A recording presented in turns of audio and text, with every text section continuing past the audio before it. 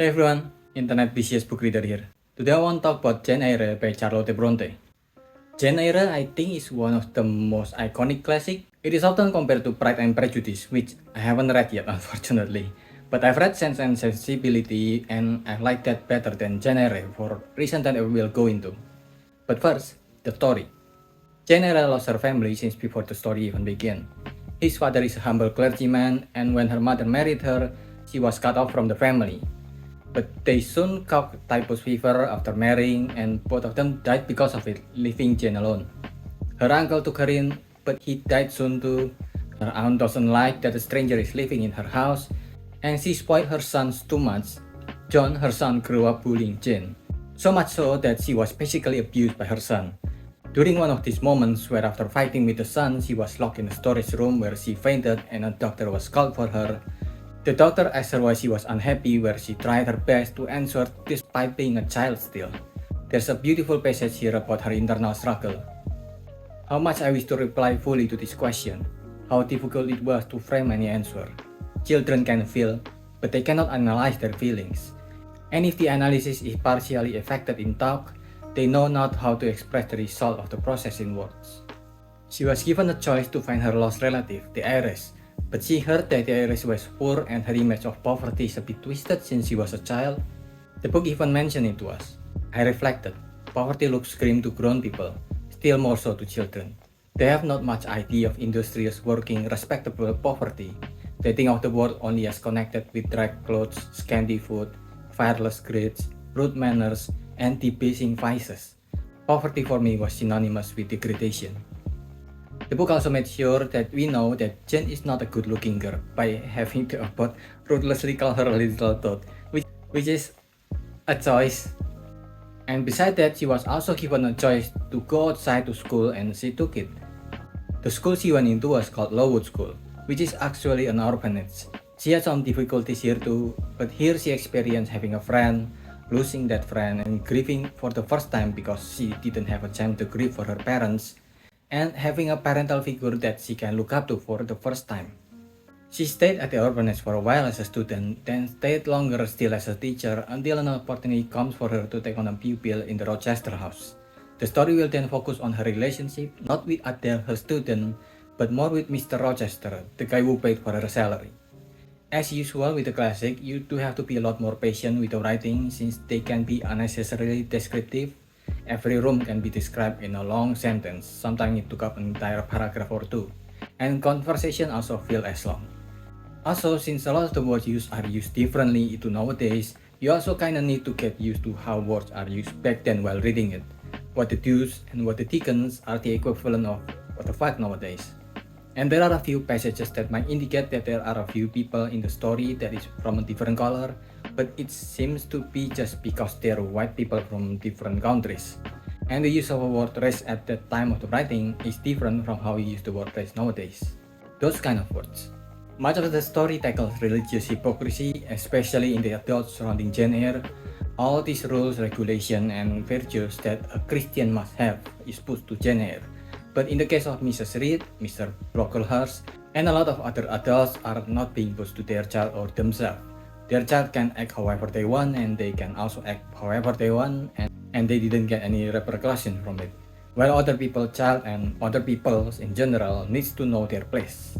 There are some events like how a character was judging people only based on external values that they force as important, like how straight a girl hair needs to be or how short they should be, which become absurd fairly quickly if you live on reality.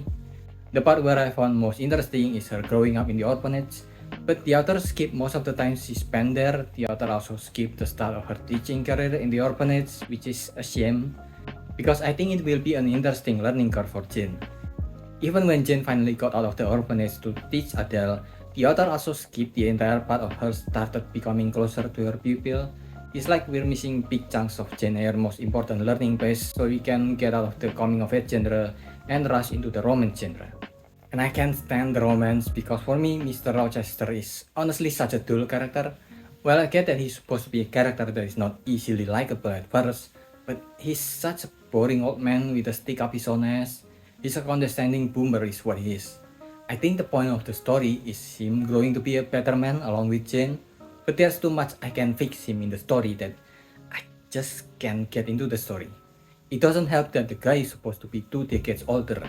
Jen at first was even at odds with him because of this, with lines like, "I do not think, sir, you have any right to command me, merely because you are older than I, or because you have seen more of the world than I have. Your claim to superiority depends on the use you have made of your time and experience." But then in the story there was an event when Jen saved his life, and 18-year-old Jen was suddenly like, "He doesn't pay attention to me, I love him, he's so dark and edgy and emo, like, what the fuck, where is this coming from?" Their chemistry did get better in the story, but the romance is still by far the biggest part of the story. There are so much more interesting story that happens outside of the two main love interests. Take for example when Jane was called back to her aunt's home on her deathbed. Her two daughters, Georgiana and Eliza, both very different people. Eliza represents the extreme independence and Georgiana represents the extreme dependency. Meanwhile, their dying mother is left abandoned and alone, and Jane is still rent-free in her head. The poor woman still cannot let go of her head, even in her last moment. It's such an interesting part of the story, but then after that, we got back to the romance problem with Jen and Rochester, and they suck so bad. Most of their problem is from a lack of communication, which is absurd, since when they talk in a series of long monologues that seem to last forever. I want someone to jumpstart my balls just so I can remember that I'm still alive reading them talking. I don't know if it's because this is how they talk in Old England, or is it because of the influence of stage play. The conversation between the characters feels long, like they're supposed to be read dramatically on stage. Also, this is a major spoiler for an almost 80 years old story, so if you want to read Jane Eyre without spoiler, you can just skip ahead to the numbers at the end. Okay, I'm glad that their first attempt at romance ended badly. Mr. Rochester is already married, and the weird woman living in the house is apparently someone who took care of his wife that is hidden in the house. It was weird that it was never questioned too much why she was there, but I'm glad that it's over, and I was not particularly happy when it ended with them being together again. The author even made Rochester blind so we sympathize more with him. No, fuck this guy. While I'm glad that at least the weird attempt at marriage for convenience by her newfound brother Saint John did not blossom at least, but I kinda prefer that she chose not to marry instead of being with these two weirdos that wanted to marry her for their own weird reasons. Jane's relationship is kinda in that weird spot where I say it romanticizing romance a little bit too much. There are still elements that I can see why it became a classic that people still love today. Some of the story explored are really interesting, and there are a lot of quotes that I can see becoming iconic. That's why I try to incorporate more quotes on this video. Let me give you 2 more examples just for the heck of it. And one, a wanderer's repose or sinner's reformation should never depend on a fellow creature. Man and woman die. Philosopher falter in wisdom, and Christian in goodness. If any of you know has suffered on earth, let him look higher than his equal for strength to a man and solace to heal. I am no bird, and no net ensnares me. I am a free human being with an independent will. I can also see why it's considered one of the most iconic books because of the story told and the time it was written. It must be kind of well in the 80s reading a book by a woman about a woman being independent and being critical to the top religion at the time. Honestly, if the romance aspect of the story is not there, I would love the book more. I want to see Jane's experience or inexperience when she first became a teacher. I want to see how her teacher student relationship with Adele go. Hell, I want to see Adele as a more fleshed out character. Adele most of the time was not even in the picture, especially at the last act of the book. She was turned into just another background character. Besides Jane, there's really no other character that are interesting to me in the book. For those reasons, I give this a 3. What do you think? Are you gonna read it? Did I miss anything? Leave your thoughts in the comment below and subscribe to the channel. That's about it.